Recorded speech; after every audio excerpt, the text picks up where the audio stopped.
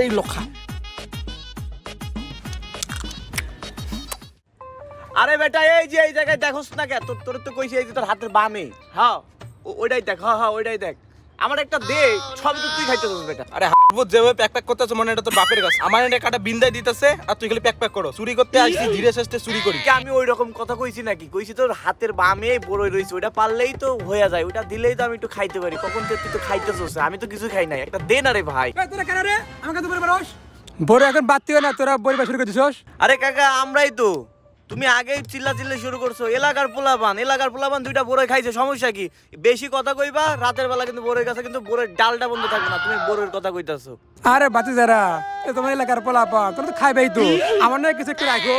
চাচা আইছে এখন, ডাল কাটার কথা কইছি, এখন লাগিয়ে গেছে। এখন আমার জন্য দুইটা রাইখে দিও। কথা না কই একটা দে না ভাই। কোন দিকে তোর কাছে যাইতাছে, একটাও তো দাস নাই। দে না রে ভাই, একটা খাই। এই লক্ষা। আয় ওরে মা